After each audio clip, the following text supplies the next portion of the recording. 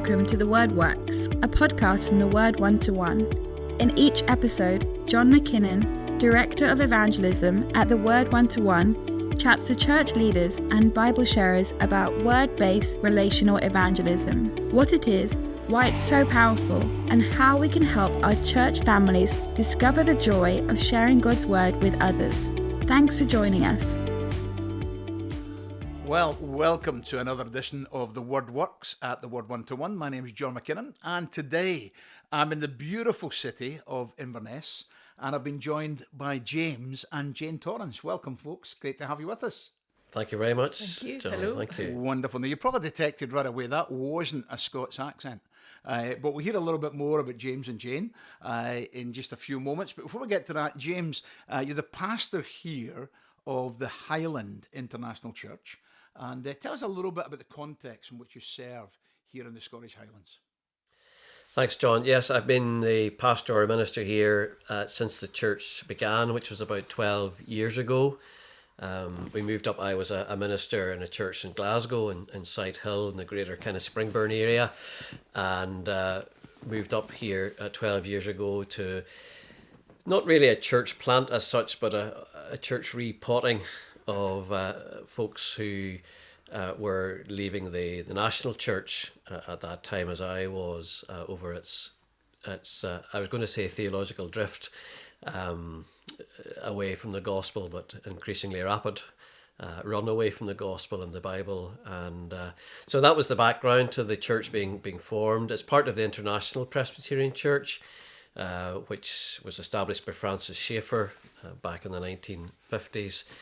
And we came and started meeting initially in a small room in a hotel. In fact, it was a hotel bedroom to begin with here in Inverness just over 12 years ago.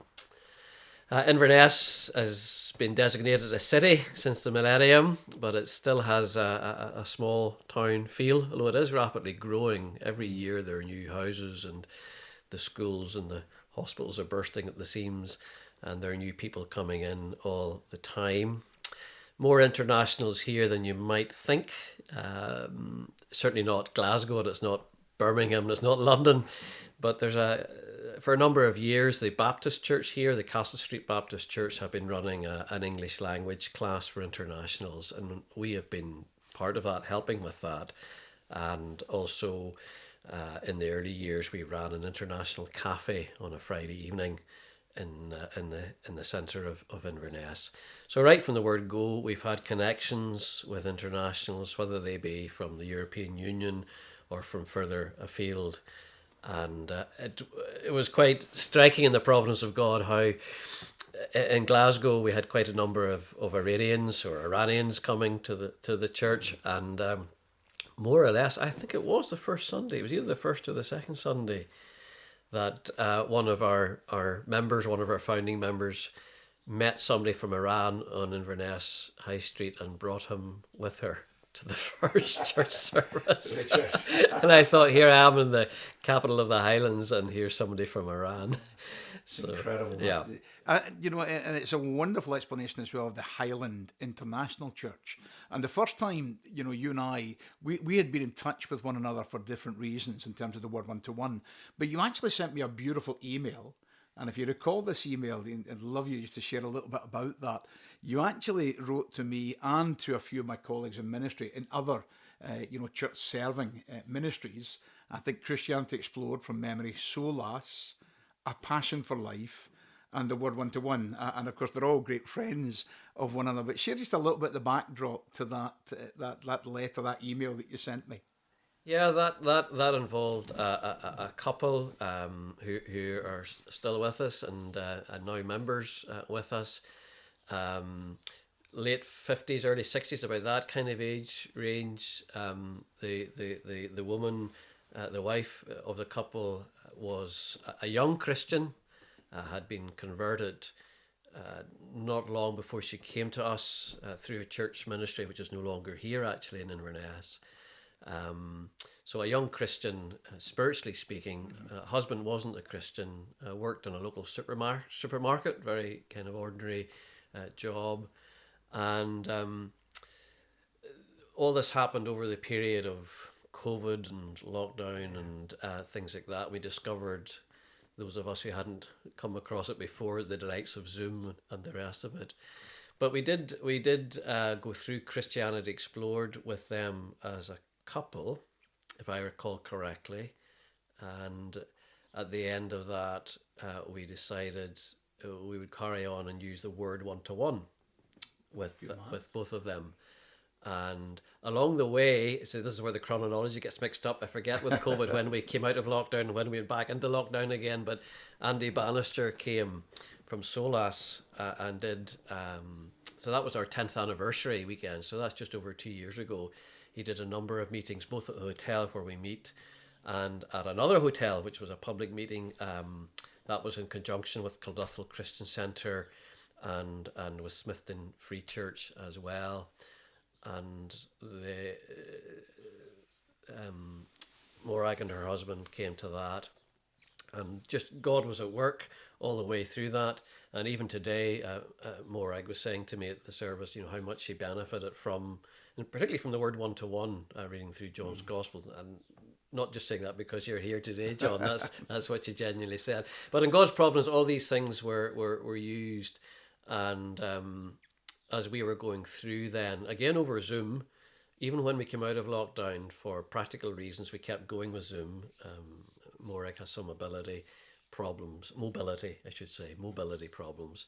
So we kept going with Zoom. And towards the end of John's Gospel, we were at a place where her husband was basically saying yes to everything and agreeing with everything. So I said, it's time we had a conversation. So basically, he was ready. He was like the fruit on the tree, ready to drop. The low-hanging fruit. The low-hanging fruit at that time, and he dropped by God's grace and professed That's faith. wonderful.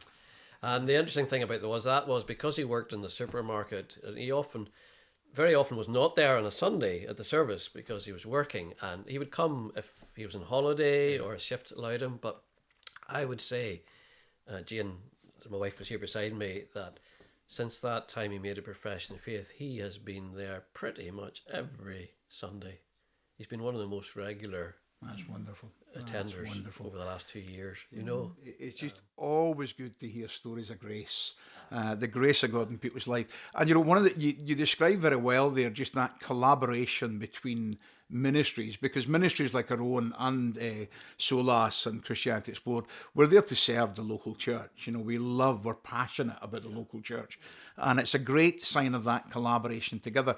But you yourself, you collaborate very well. I mean, I've watched a little bit of what you do here, and you collaborate well with those who are like-minded in the gospel and longing to get that. Even just in the passing there, you were talking about how the Solas event, which was your 10th anniversary, was also a collaboration with other churches. Yeah. And I think that's a wonderful example of what it is to look to the right and left and to find like-minded brothers and sisters that we can collaborate together to do good gospel work in, which is great, So, and Jim, we're going to come in a moment to yourself, because I want to tee up that little story in a moment, because James and I had an interesting, we're going to be, confession's good for the soul, and James and I had an interesting time of confession to one another, because we met again at the Cairngorms Convention. And the Cairngorms Convention was a very fledgling convention. It was just getting off the ground. We probably knew it wasn't going to be the biggest thing in the world, but it was encouraging what was happening. And I had just finished speaking at a church weekend, and I had been asked if I would come up and do a little training session on the Monday morning. And I've got to be honest, I drove up from Lendrickmuir, where I had been, and I drove up to Aviemore to come and do a Monday training. And I drove up really out of sorts with myself, thinking this is a long journey for a small workshop, so I'm not painting myself in a good light here. And James, you come in having driven down from Inverness to Aviemore, and if truth be told, I don't want to put the words in your mouth here, but I think you were there to support and encourage, even although you were pretty tired. And you'd actually just had the most remarkable day. And in the providence of God, he put us side by side, because when you sat down, you shared with me, just tell me the story again of what had happened that morning in church. Well, it was that particular morning when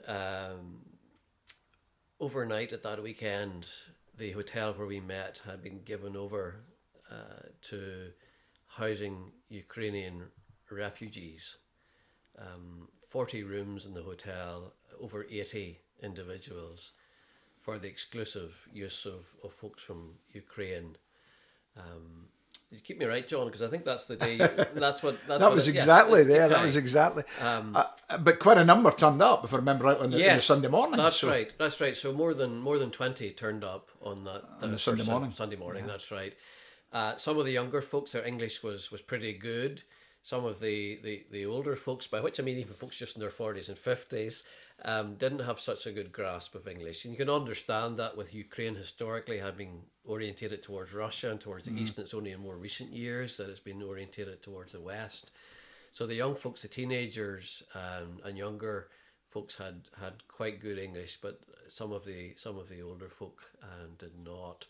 And so, I must have told you that then at that time. You did. Yeah. You sat down beside me, I always remember this, and you said, I don't know what I'm going to do with a whole host of Ukrainians in terms of how I share the gospel with them. I knew your heart for the gospel.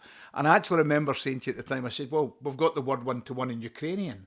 And you looked at me as if I was winding you up. and I said, no, we do. We do have the one-to-one. That's true. No, I do remember that. I remember thinking, wow, that is just amazing. At the time, I thought that was just amazing that I met you there, and you tell me about it. I just it's one of those instances where you just knew that's it. We're going to use this. It was. I've only ever been good at reading the providence of God backwards and never forwards. But I did sense there was a providence about that gathering, and I was able to point you in the right direction. Of course, we get requests constantly for the word one-to-one in other languages. Currently, Chinese, Russian and Ukrainian, Czech, French, Spanish this year. And we're looking to constantly, respond to different requests for the word one-to-one in other languages. But it was wonderful that night just to be able to point, in that direction and say, here's John's gospel in Ukrainian, and you can print off the PDFs and you can do what you want to do there. And we've got wonderful stories of again, when you look at the providence of God, that was put into Ukrainian. I think the books went in not all that long before the war broke out. And so the timing of that was remarkable. Yeah. But of course, the big thing for us was there were so many displaced Ukrainian folks. And of course, Jane, this is where I really want to bring yourself in, because I know that you got involved and engaged in that work, particularly amongst the young people, I think, in terms of Ukraine. So share a little bit about how the word one-to-one in Ukrainian and the work generally that you've been doing with the Ukrainian refugees. Share a little bit about that. Yeah, well, at that point when the Ukrainians arrived, there were 4 of us leading the youth work. Hick Youth is what we're called. And we had a small number we had 5 local young people coming along. So when the Ukrainians arrived, there were quite a number of teenagers in that group. And so we obviously just invited them all to our meetings, which take place in our living room mainly.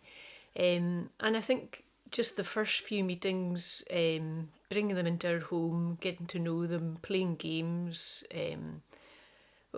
it just felt like a real privilege to be with them in their displaced journey and quite a traumatic time for many of them. And these first few meetings were just really giving them a welcome, feeding them, giving them a enjoyable time together. One night Callum got his accordion out and we had Kaylee dancing in the living room. It's not a big room, but they were taking videos and they were sharing them with people in Ukraine, and we were just thinking that this is a lovely way of encouraging people that they've left behind at home. But then we obviously we felt it was, to us, it was a privilege to be there with them, but also an opportunity to share the gospel with them.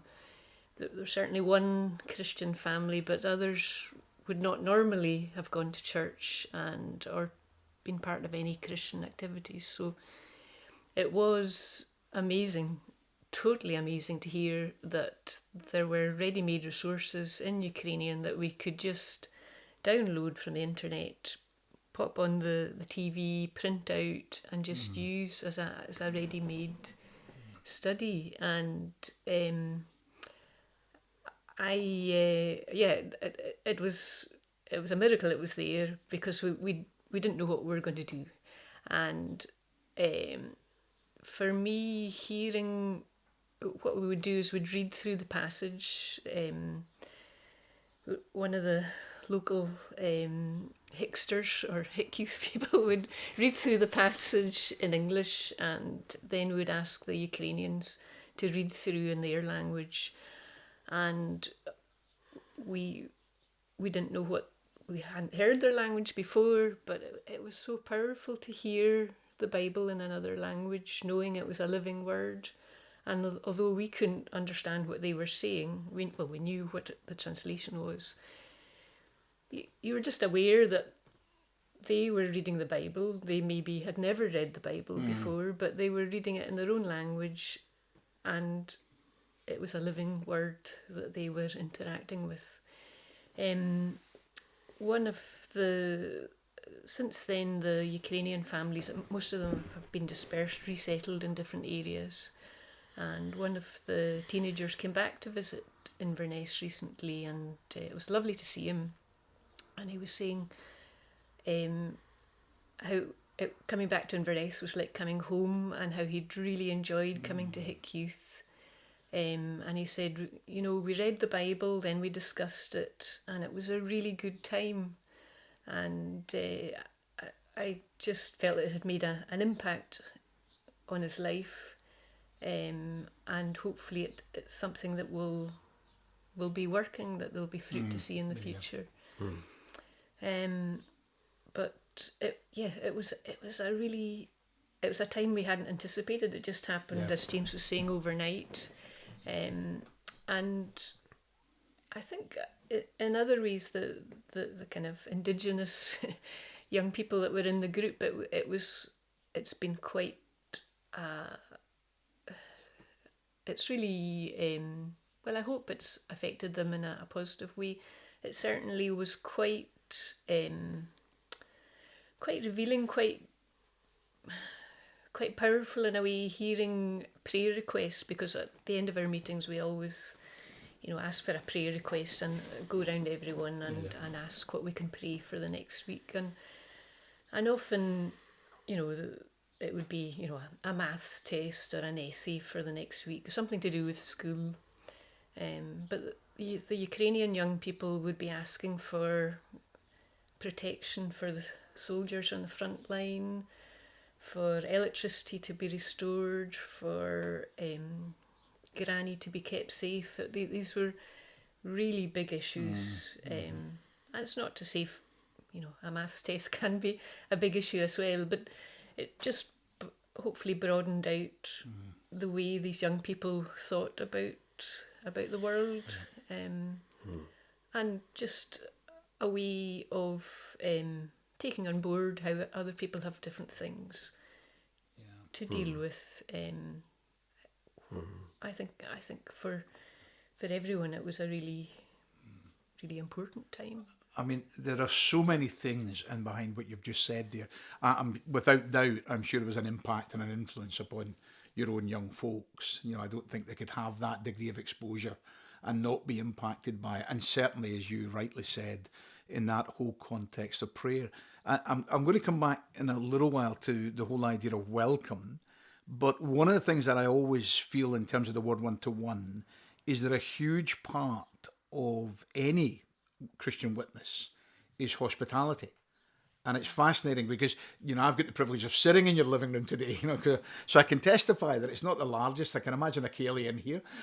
But at the same time, that hospitality, that opening your home, opening your heart, the young lad that's saying Vanessa's home, dig in just a little bit to that, because, for yourselves in Christian witness, for me, hospitality is a big, big aspect of sharing the gospel.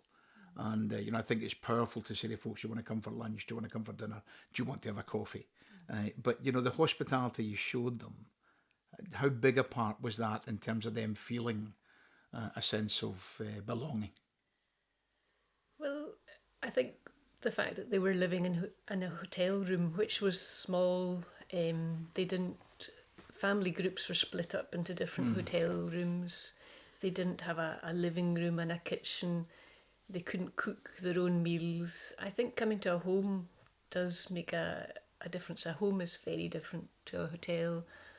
And we did make an effort to find out what foods they liked. We went round everyone to make sure we knew when their birthdays were. We made a cake for them when their birthdays came round, and we always, well, generally it was mostly pizza, but surprisingly the Ukrainians love sushi, and that I did not expect that at all. I had no idea. No. So I've been a regular quite at common. Yo Sushi, and just whatever sushi you can get in Tesco's. But it's not of the same standard apparently as Ukrainian sushi. So they very politely took it, but they have a really big appetite for sushi, which we tried to replicate. We always had food. Teenagers love to eat, and we introduced them to Iron Brew. They absolutely loved it. I went through bottles and bottles of it, cans of it. I always had a stack of Iron Brew just for Sundays, and eating together, it just relaxes people. You've got more of a natural conversation, and being in someone's home in just a place where you can relax, a place where you can smile, you can forget about what's going on in the week. It's just very important. Yeah, just wonderful.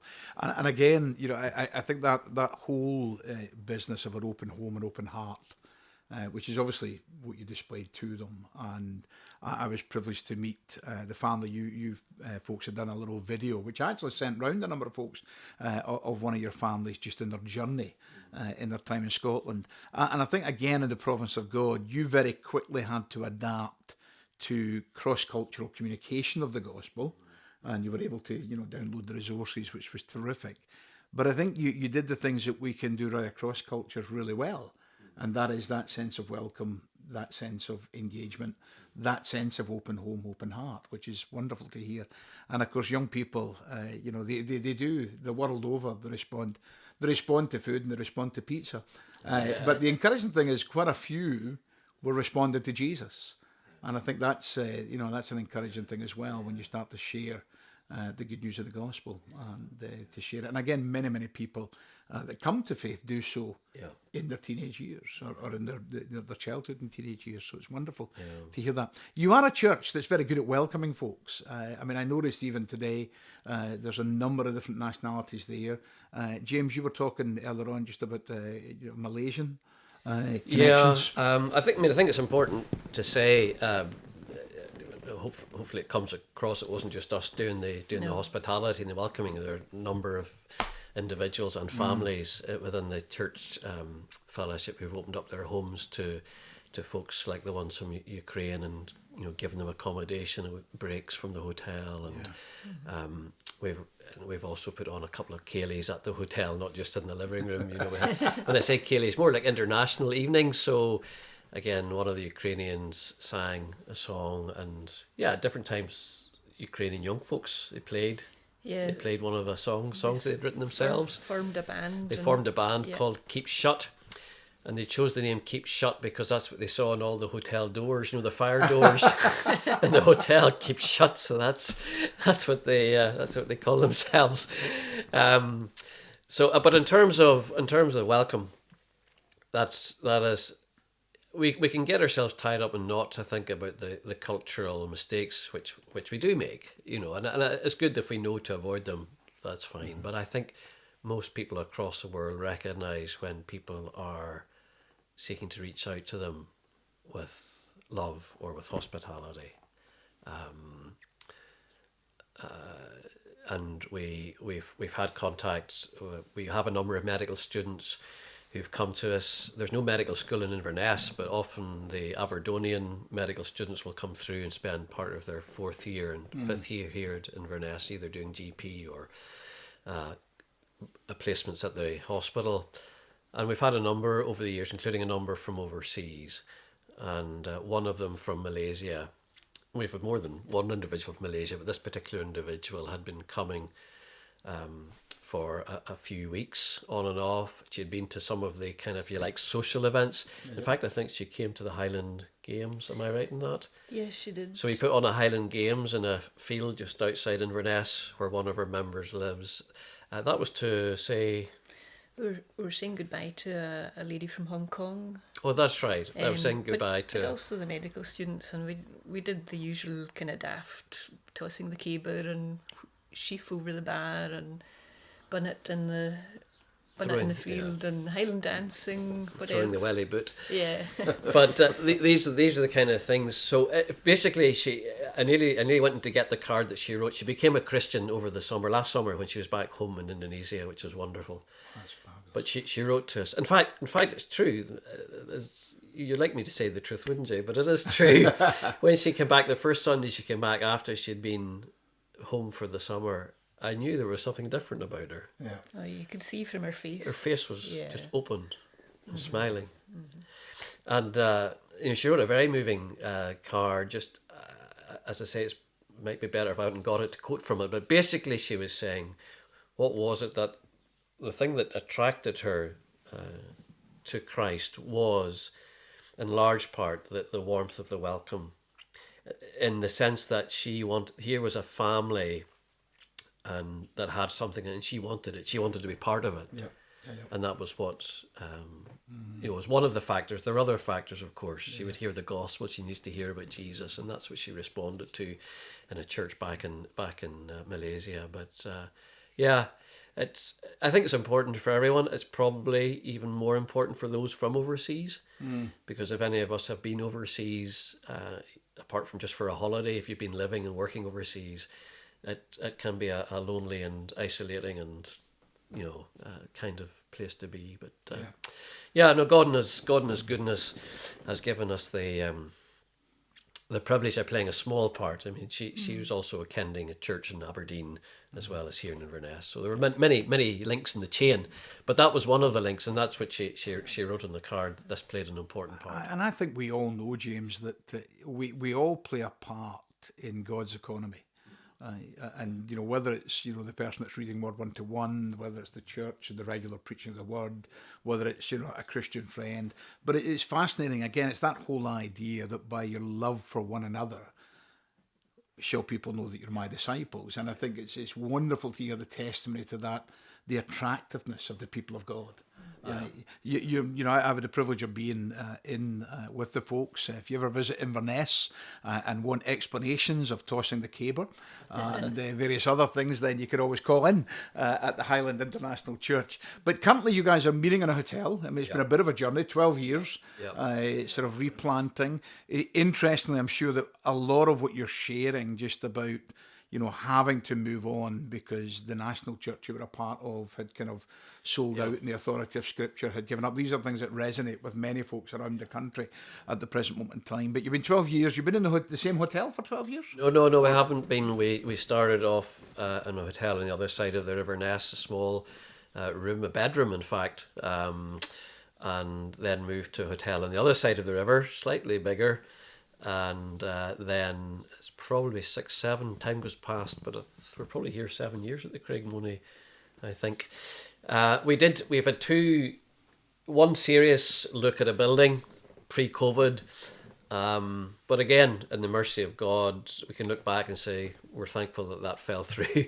We had explored the possibility of God looking to getting provisional.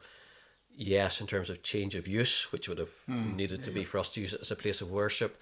But anyway, that didn't come to anything. And then just as we were coming out, not long after we were coming out of COVID and starting to think again about where we might need to be or where the Lord might want us to be beyond the Craigmony, it was when the Ukrainians arrived, just a couple of months into that process, and we decided, well, these folks have landed on our doorstep, so we'll just stay put. Stay exactly where we are. Yeah. And one of our members was keen, as well as in conjunction with the Baptist Church and other volunteers running the English language class on a Tuesday. We then put on a Friday evening learning English through conversation and through the Bible. And we did that for several months on a Friday evening. Again, not just ourselves, but mostly ourselves with one or two others from one or two other churches, you know. So there was collaboration there as well. Excellent, excellent. And again, it's just lovely to hear that little remark where you stayed where you were because you realised in the will of God and in the plan of purpose of God, there was a work to be done here. Yeah. And I know you mentioned earlier, Jane, that many of the families have since been, moved. In fact, this morning there was a family getting ready to head to the States where they've got a wonderful story there. I think there's been great provision for them and a real opportunity for them, which is wonderful that many folks are finding what will become their permanent home. But as you have moved, a little bit like tent dwellers from one place to another, you've been there each time that God has raised up a people for you to minister to and to make known the good news of Jesus to. And that's wonderful, which is great. You continue to use the word one-to-one, which is wonderful. We're thrilled to bits about that. I know it's something that you love, the word-based relational approach to that, James. You've talked about that often, and that's certainly something we'd always commend. Folks, I just want to say a huge thank you to James and to Jane, not just for the privilege of being with them today, but for sharing just something of that journey. I hope there's things in there which are helpful for each one of us as we seek to minister for the glory of God in the place where he has put us. But James and Jane, thank you today for opening your own hearts, your own home to myself, and for that warm Highland welcome. And I can always recommend it. Fascinating, of course, because we've got an Irishman and we've got a Scots guy. I've just got to say that James and MacKinnon, now I could be accused of being biased here, right? But you're a great combination in terms of ministry together. I just watch you together. And you just seem to be a great compliment to one another in all that you do. And the Irishman is well received in Inverness. Oh, I think so. I haven't encountered any problems so far. No, I'm sure you were well received in Inverness, James. Thank you very much, folks. It's been wonderful to spend time with you. And may the Lord just bless and prosper the work as it goes forward for his glory. You've been listening to The Word Works on the Word One-to-One podcast. Thank you for joining us today and look forward to sharing some more in another instalment. Thank you for listening to The Word Works from the Word One-to-One. For more resources to help you see your church confidently sharing God's Word, head to theword121.com. That's the word with the numbers 121.com. See you next time as we carry on the conversation about putting God's Word at the centre of our evangelism.